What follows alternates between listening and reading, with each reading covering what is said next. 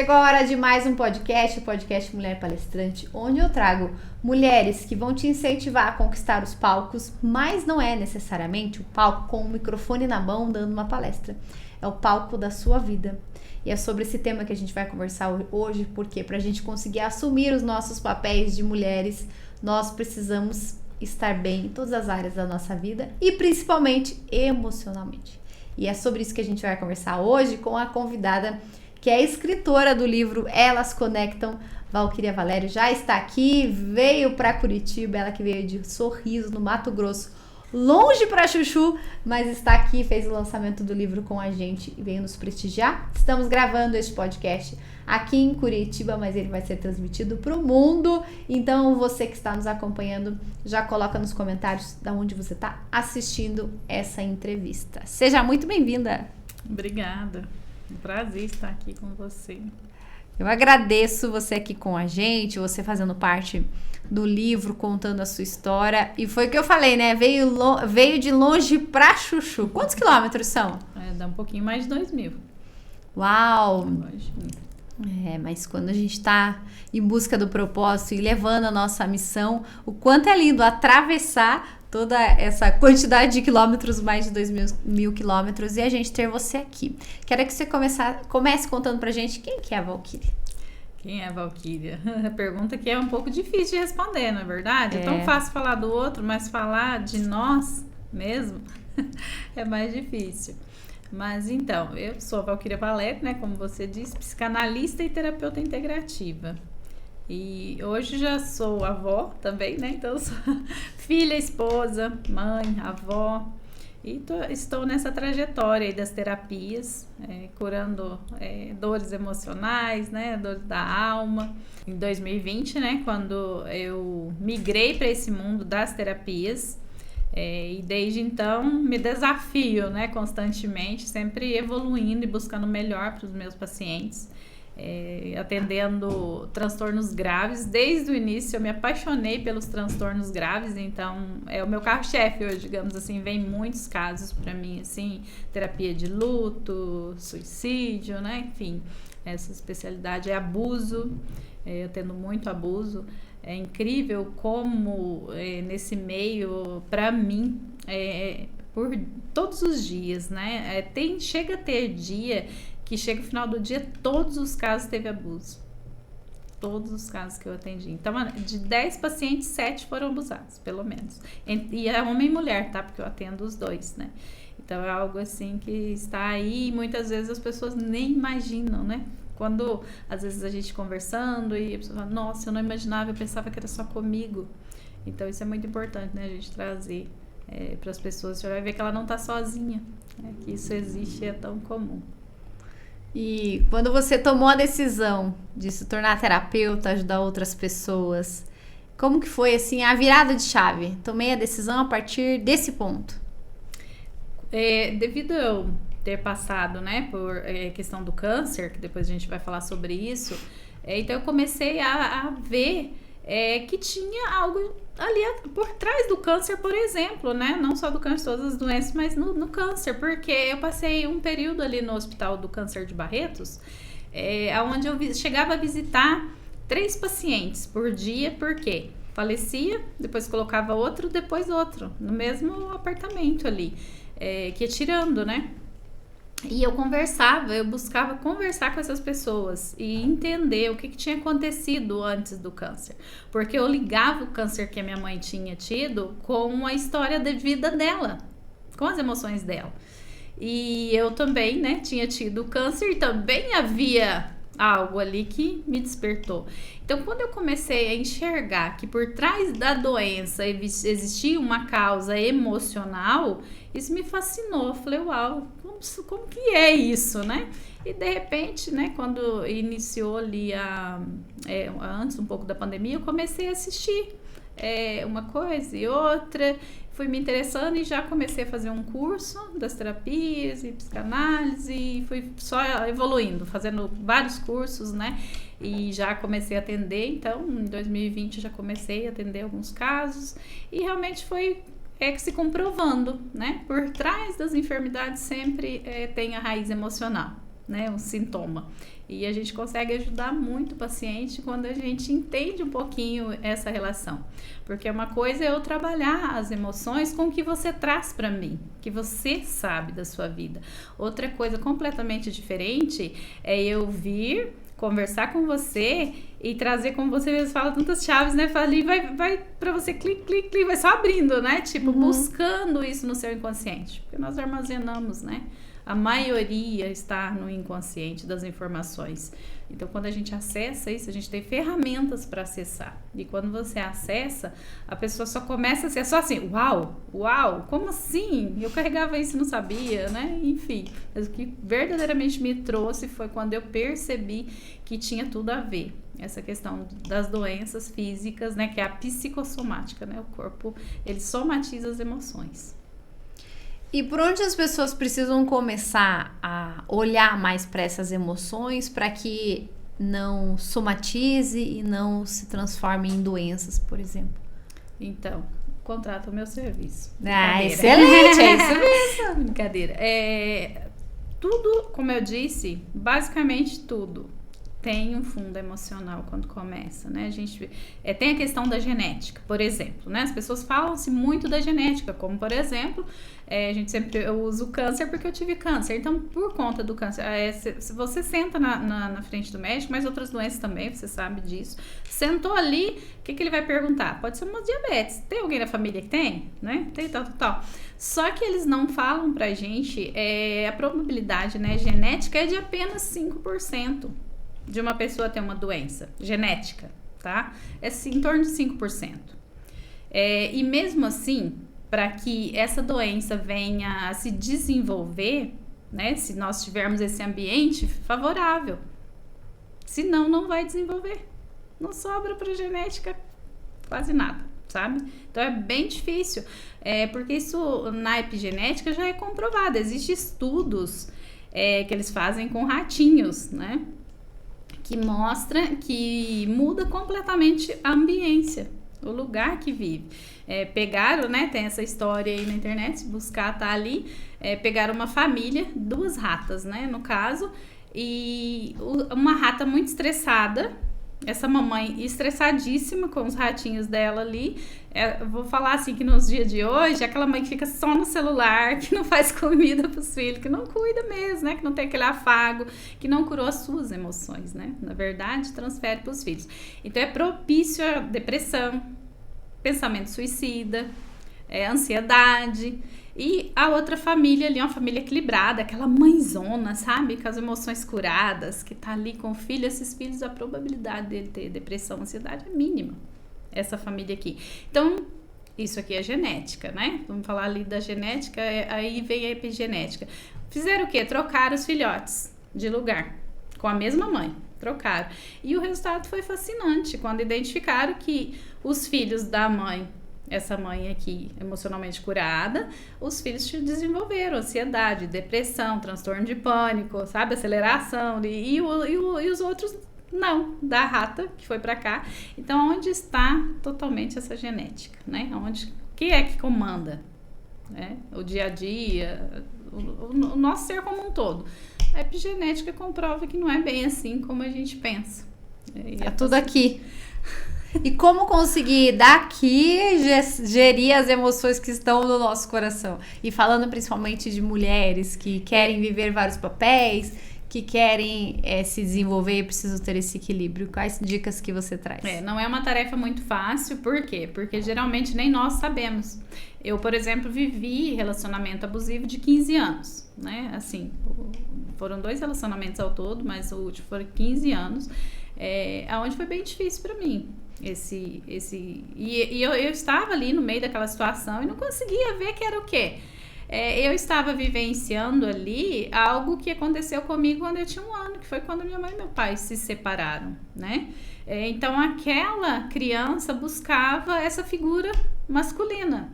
Então, quando você começa a ter ciclos repetitivos na sua vida, né? Muito importante quando a gente vê por que isso está acontecendo tanto comigo assim, é hora de parar. E tudo que me confronta é porque tem algo ali para me trabalhar em mim. Às vezes até uma pessoa, a gente olha, mas não sei, essa pessoa não gosta muito do jeito dela. É porque ela tá te mostrando algo que tem em você, que precisa ser melhorado, sabe? Tratado. Só que como eu falei, nós temos o cérebro consciente e inconsciente.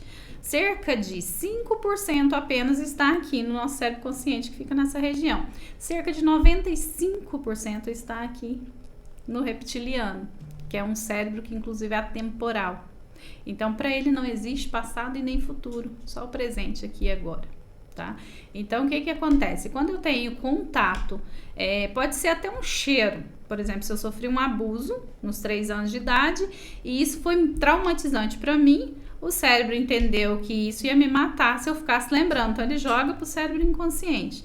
Mas se eu estou num lugar que parece o lugar onde eu fui abusada, eu passo por esse lugar, eu posso ter uma crise de pânico, por exemplo, uma ansiedade, sem saber o porquê, entende? Não vou estar sabendo o que é. Então a gente tem que fazer o quê? Prestar atenção nos nossos comportamentos, o que é que gera, os lugares, o que aconteceu. Às vezes um cheiro de perfume me faz vir ansiedade porque o abusador estava usando aquele perfume, sabe? O nosso cérebro ele não identifica o real do imaginário. É incrível aprender sobre isso e é fascinante entender um pouco mais da mente. Só que eu vejo muito, e eu também, né, atuo com as mulheres, trabalho com elas, que às vezes elas vêm buscar para ser palestrante, para estar em palco, para escrever um livro, e quando ela começa a se desenvolver, não adianta só ensinar da boca para fora a técnica de segurar o microfone, a técnica de se posicionar no palco, porque é algo interno dela. E se ela começa a entender mais essas emoções, ela começa a dar conta de que ela pode se explorar, abrir portas que ela quiser, claro, com a bênção de Deus. Mas tudo isso, se ela se torna capaz. Eu vejo muitas mulheres, e agora trazendo sobre esse tema, muitas mulheres com complexo de inferioridade. Que eu queria que você falasse sobre isso, como que acaba acontecendo, como que a pessoa consegue detectar que ela vive isso, porque ela acha que ela não é capaz, que o outro tá conseguindo, ela não tá conseguindo, que ela tenta, por exemplo, gravar um vídeo e se trava, que ela tenta dar uma palestra e se trava. Então, quando ela... hoje a gente se vê falar muito em empoderamento, né? E baixa autoestima, e acha que vai lá e vai dar... Todo dia acorda 3 pulinhos, olha no espelho e fala que tá linda, que você vai ficar. Não é bem assim. Ele pode funcionar. Um pouquinho ali, né, nos dias, mas quando você tem uma dor dentro de você, se ela não for curada realmente, você não vai conseguir. Por isso a diferença de, às vezes, você como mentora, né, de mulheres, você vê que tem umas que voam mesmo, e tem algumas que você dá o seu melhor. Eu sempre falo que nem na terapia, dos meus 100%, dos meus 50%, desculpa, porque é 50% meu e 50% da pessoa, eu dou 100% do meu 50%. Mas por que algumas desenvolvem mais que as outras? Se ela não tiver ainda trabalhado essas emoções. Porque tem algo dentro dela que fica ali ecoando, mas ela não sabe, né? Tá ali, então ela precisa olhar para isso. Não adianta eu trabalhar muita coisa de coach, por exemplo, aqui. Eu amo coach, tá? Não tô falando que não é bom, amo ali. Mas se ela tiver coisas ali no oculto que são transtornos graves, que às vezes eu já atendi casos assim que eu mesma, né? Tipo, a pessoa que foi na barriga da mamãe que vivenciou, entende? Ela, como é que vai saber disso? A gente tem ferramenta para trabalhar e identificar isso, né? Por quê? Tem gente que fica até com medo. Nossa, mas não é voltar em vidas passadas. Não, gente, é na sua vida. É até o útero, né? Onde você tá ali. Mas é criança lembrar, sabe? Assim, por exemplo, um caso que ela disse que a mãe dela batia muito nela, brigava com a mãe, mas a mãe não batia. A mãe falou, eu já tinha atendido a mãe, falou, nunca bati nessa menina. Ela nunca tinha apanhado.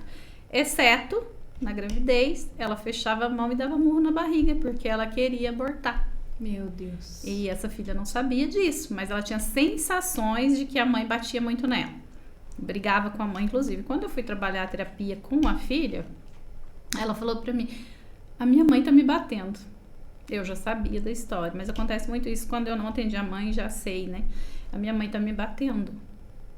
Uau, minha mãe tá me batendo. Eu tô sentindo que ela tá batendo na barriga dela. Tipo, ela conseguiu ali identificar isso, sabe? E acontece muito. Às vezes a mãe também, não precisa ser algo grave desse tipo, mas às vezes uma freada brusca no carro. A mãe grávida, um acidente, pronto. Essa criança, ela já vai se sentir rejeitada.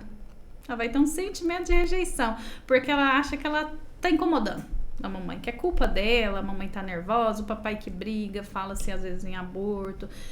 A psicoembriologia explica melhor, né, isso quando a gente vai olhar que a criança, ela sente todas e absorve as emoções da mamãe. Então, tudo desde o útero. Então, eu trabalho assim, eu faço um mapeamento até a 4ª geração, porque eu uno a fé e ciência, né? Até onde a minha fé, né? Ali, e também a questão da ciência, porque a ciência também comprova que nós carregamos até a 4ª geração, né? Na nossas células, informações nas células você carrega. Então, por isso que às vezes tem pessoas, já atendi pessoas que tinham medo de nadar no mar, por exemplo, mas o avô, quando precisou vir para o Brasil, avô, bisavô, não me lembro bem, teve que atravessar o oceano ali fugindo e tal, e houve-se muita coisa ali de medos, envolvendo grandes medos. Então, essa pessoa tá carregando aquilo, nem é dela. Veja só. Como não e como curar isso, só sabendo que precisa de um atendimento. E acaba que ela não descobre a hora que ela vem buscar a sua ajuda. Ela vem por outro motivo. Exatamente. Eu tô cansada de atender pessoas que chegam para mim, porque eu atendo, como eu ensino o método também. Então, as pessoas me procuram, às vezes falam assim, mas eu já trabalhei tudo, eu vim porque eu quero aprender e tal, porque no formato de mentoria VIP, eu atendo e ensino o método, né? Uhum. E eu sempre falo, tá bom, mas a gente vai fazer aqui rapidinho, se não tiver nada, tudo bem, mas eu quero fazer. Porque até hoje não teve ninguém que não tivesse. Pelo contrário, cada atendimento é uma surpresa, ou cada 5 minutos uma surpresa ali, porque, uau, eu não sabia disso, nossa... por exemplo, trazer aqui rapidamente um caso, como estamos aí no Outubro Rosa, de uma paciente oncológica, né, de câncer de mama. Eu tinha identificado recente o câncer de mama e ela quis fazer atendimento para encontrar a raiz emocional, né, por exemplo, através da terapia. E ela trouxe muitas questões, eu já tinha inclusive, falei, é isso, né, é isso aqui e tal, né, pode ser isso que você está vivenciando e tal, não tinha comentado ainda com ela. Nas minhas anotações ali, quando foi de repente, ela foi contar a história do pai, que o pai era muito bravo. Então ele batia com pau, o que ele tivesse na mão ele tacava, né? A gente tem muitas histórias assim, os pais antigamente eram um pouco bravos, né? Digamos assim. E ela trouxe para mim o seguinte, e que tinha uma surra que ficou muito marcada para ela, porque ela sempre apanhava inocente, mas essa ainda ficou muito marcada, que ela era totalmente esse dia. E o pai veio com um pau grande e bateu aqui, nela, acertou aqui. E aí, quando ela fala, eu sempre faço isso, né, com os meus pacientes, eu faço a pessoa repetir até que ela perceba o que eu não falo pra ela. Uhum. E aí eu falei, acertou aonde? Acho que eu perguntei pra ela 3 vezes, ela chorando muito, né, porque ela foi contar a história, ela chorou muito, porque vivencia, lembra do cérebro atemporal? Uhum. Ele vivencia total a emoção do dia, da hora. Então, não é aqui, é lá. E aí ela fez o sinal 3 vezes, ela olhou pra mim, acho que ela já tava ficando brava comigo. Nossa, né, ela não tá entendendo. Aí quando foi na 4ª vez que ela fez isso aqui, aí ela entendeu. O câncer era aqui, né? Uau. E ela só chorava, tipo, meu Deus, uau. Entendi. Como assim? O quanto a gente precisa olhar para as emoções. Isso em qualquer idade. As pessoas acabam deixando e acham que só quando acontece um problema que elas precisam pedir ajuda. Eu sempre falo, quando eu recebo aqui terapeutas, psicólogas, eu falo que as pessoas precisam sempre ter alguém do lado que seja terapeuta, né? E se precisar, falando, né, das áreas da emoção, porque é isso que traz o equilíbrio para a gente dar conta de fazer todas as coisas. E, ao mesmo tempo, entender que não é só quando tem um problema que precisa buscar ajuda. Exatamente. Porque as coisas estão no oculto. Não é todo caso, tá? Não é todo caso, mas comigo acontece muito de atender, inclusive, pessoas que não sabiam que tinham sido abusadas. Recentemente eu tive um caso que eu atendi que a moça, ela estava tentando suicídio já, se cortando e tal. Tanta dor que ela carregava dentro dela por outras questões que ela sabia, mas não era aquilo, né? Não era. Ela era abusada por uma amiga. Eles moravam em condomínio fechado, a amiga que morava ao lado era abusada pelo padrasto, aprendeu esses atos ali e cometia com ela e ela paralisava. E depois ele começou a induzir para ir para casa e ele abusava das duas, mas ela não lembrava disso, de forma alguma. Estava impedindo ela, inclusive, de terminar o TCC dela em direito. Ela Olha ia terminar só. Uhum. e tá se mutilando. No dia que eu atendi, ela tinha se mutilado profundamente com navalha. E quando a gente foi trabalhar, eu falei pra ela, não, vamos, você vai conseguir, porque ela não queria mais atendimento. Eu não tinha atendido ela, arrumei um espaço ali na agenda aquele dia, porque era grave o caso dela, já tinha tentado suicídio, né, assim, mutilação nos dias antes. E identifiquei isso nela. Depois tinha mais coisas, não era só isso, tá? Tinha mais coisas que ela não lembrava. De forma alguma, apagou. O cérebro entendeu, fala assim que a gente tem aqui o cérebro reptiliano, que é uma gaveta grande, mas dentro tem compartimentos de gavetas secretas, que se você não tiver a chave correta, você não vai abrir. Então é muito importante nós, enquanto profissionais, também nos especializarmos, né, nisso, não ficar só no consciente. Porque a terapia convencional, ela vai trabalhar o quê? O consciente. Entendeu? Então você vai conseguir vivenciar melhor com a sua dor, vai carregar aquela dor de uma forma mais leve, tá? O meu trabalho é fazer doer bastante para não doer mais e você não precisar ficar assim, sabe? Na terapia, a não sei que tem um novo conflito e tal, e precise mesmo. No meu caso, né, que trabalho com transtorno grave, geralmente um pacote com 10 sessões e a pessoa tá prontinha, né? Pra Zerada. voar alto. Tá pronta pra voar alto. Exatamente. Agora vamos falar um pouquinho da Valquíria, escritora. Vou te fazer participar do lançamento, ela que é escritora. E eu vou vir aqui no capítulo que ela escreveu para ler para vocês a frase que tem aqui. O nome do capítulo dela é Qual o grito silenciado que ecoa dentro de você? A cura começa quando nos permitimos sentir o que evitamos por tanto tempo. Todas as pessoas precisam olhar para dentro, como a gente trouxe aqui das emoções, mas entender mais essas curas. E quando a gente começa a fazer isso, é o que ecoa. Como que a gente consegue descobrir um pouco mais do que ecoa dentro de nós? Foi assim que aconteceu com você quando você descobriu o seu câncer. Conta um pouquinho disso. E quando a gente esse é o ponto, olhar para dentro de mim antes de qualquer coisa, porque a gente, enquanto profissionais, sei que vários profissionais vão se identificar aí, vem o marido, vem a esposa ou vem a mãe, cuida do meu filho, cuida do meu esposo, e nunca dela, sabe? Às vezes ela acha que ela não precisa, ela é o equilíbrio da casa, principalmente a mulher, né? Ali, o homem já não gosta muito de terapia mesmo, mais resistente, né? Mas quando, na verdade, quando eu começo em mim, olhar para dentro de mim e tratar em mim, já vai refletir no outro. Eu já atendi muitas pessoas, eu vi, mas quem precisa da terapia é meu marido. E eu falo, olha para você, trabalha você. E a pessoa depois passa uns dias e fala, nossa, eu não sei, parece que você atendeu meu marido. Ele tá tão diferente. Nossa, meu filho tá tão carinhoso comigo. Meu filho, né, isso e isso. Era tão agressivo e agora não. Então, assim, o que aconteceu? Olhar para dentro de mim. Tudo tá dentro de nós. É o eu, primeiro. Parar, respirar, né? A gente, quando pega o voo ali, primeira coisa, né? Ali, quando começa a falar o quê, né? Em caso de turbulência, tal, pega a máscara, coloca em você, para depois, né? Você ajudar outra pessoa. E não é diferente aqui fora do avião, né? Na vida. Aqui é assim. Eu preciso estar bem, eu preciso me curar. Só assim eu vou conseguir ajudar o outro. E isso é como um todo. É filhos, é marido, é no trabalho, né? É em tudo. Então, está sempre atenta, né? Alerta com o que está acontecendo em volta, como eu disse antes, padrões, né, de repetições, ciclo. Tem pessoas que vêm e falam, eu tenho o dedo podre, eu só arrumo um relacionamento, homem que não presta, né? Ou então eu não consigo nunca evoluir, eu não consigo ganhar dinheiro, eu não sei, eu tenho potencial, mas eu trabalho, não ganho dinheiro. E tá tudo aonde?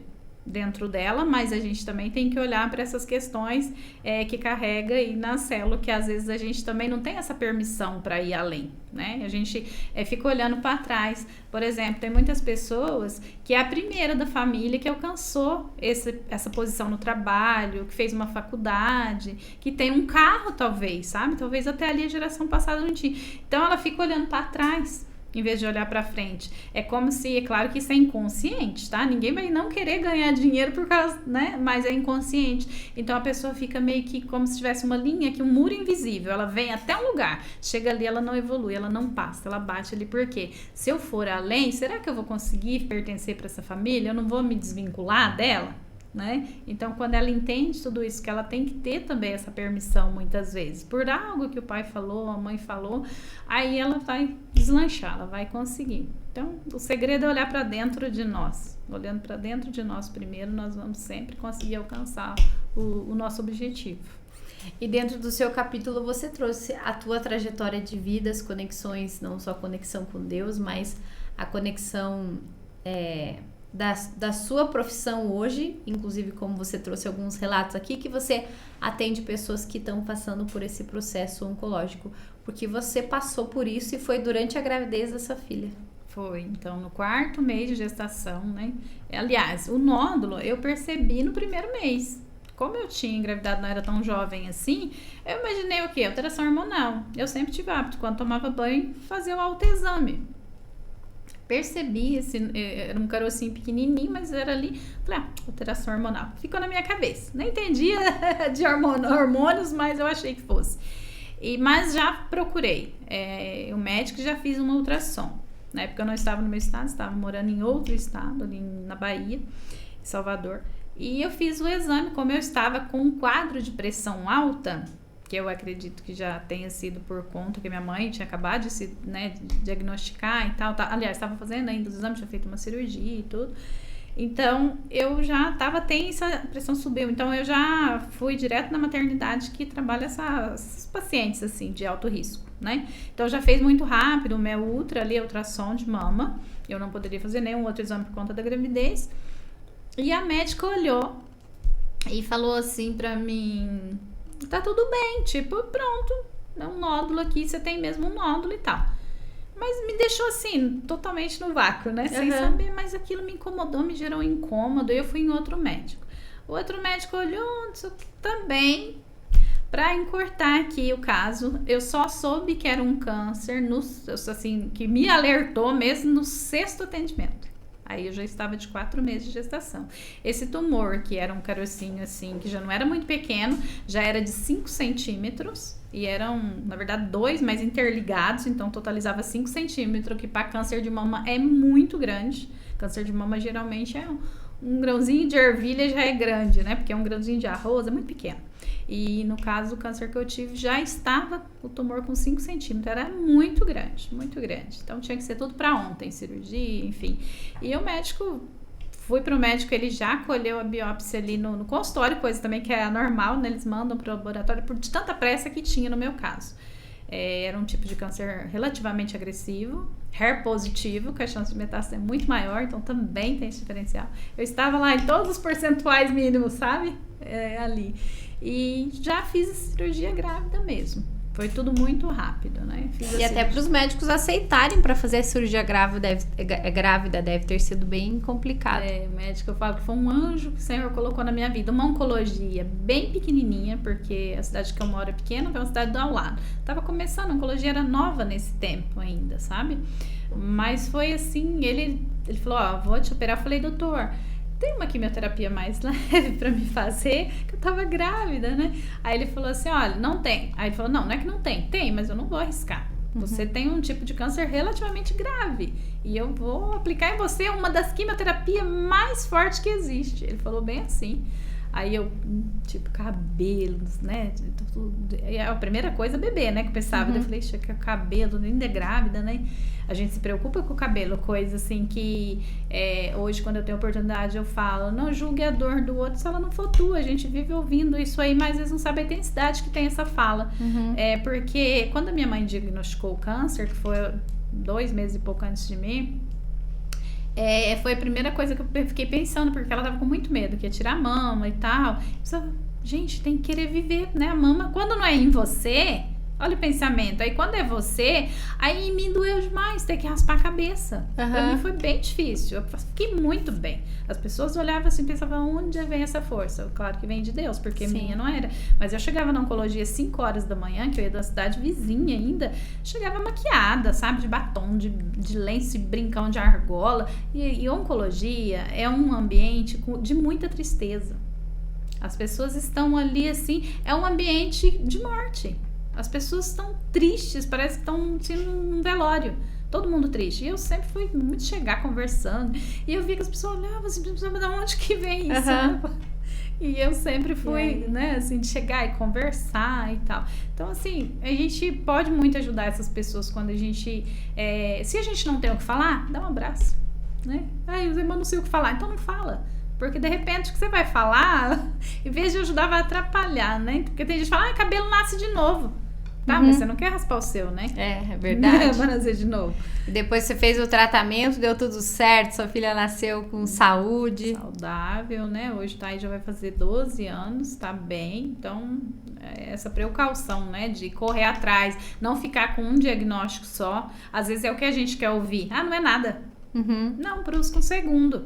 Ah, não é nada, mas tá te incomodando, você tá sentindo o negócio, tá crescendo, tá evoluindo e não é nada? Não, vai atrás. Se precisar, como eu, de 6, façam, porque é importante. Descobrir, né, nesse período fez total diferença. Eu sei que a minha cura veio do Senhor, foi Ele, né, primeiro, mas Ele usa a medicina aqui na Terra, Ele usa pessoas, né, Ele usa várias pessoas para trazer a cura. E hoje em dia você, através da sua cura, dos seus relatos, você consegue ter a ferramenta que são as terapias para você conseguir trabalhar com as pessoas. Eu quero pedir para você olhar para essa câmera aqui, fazer o convite para as pessoas conhecerem mais o seu trabalho. Bom, quem quiser conhecer um pouquinho mais, me procurem lá nas redes sociais, que é @valquiriavalerio.pc. Eu faço atendimento online. Tem o método CDA Curando as Dores da Alma, que hoje já alcança aí 14 países diferentes, entre alunos, né, e pacientes. E eu sempre estou postando ali alguns vídeos e podem me chamar ali no direct. Quem tiver dúvida, eu terei maior prazer em dar um devolutivo aí para você. Maravilha, quero agradecer a sua presença aqui, seja sempre muito bem-vinda a Curitiba. Estou muito feliz de ter você contando a sua história. Como eu sempre falo, o livro, o podcast é sempre uma ferramenta que Deus vai me dando para se conectar com mais mulheres e conhecer a sua história através do livro. Muitas outras pessoas vão conhecer em português e em inglês e ter a oportunidade de saber mais sobre o seu método. Parabéns, bom retorno ao sorriso. Obrigada, e Deus dá sempre mais do que a gente imagina, né? Porque eu nem sabia que esse livro ia ir para fora e de repente, né? Ele sempre dá mais do que a gente estava pensando ou imaginando, né? É verdade. Sensacional, vai ser a nossa peça rara, o Elas Conectam. Deus abençoe você e todos vocês que estão nos acompanhando. Corre acessar seguir a Valquíria, e se você também quiser adquirir o livro, entre em contato com ela, que ela tem livros para te vender. Até a próxima gravação. Tchau, tchau.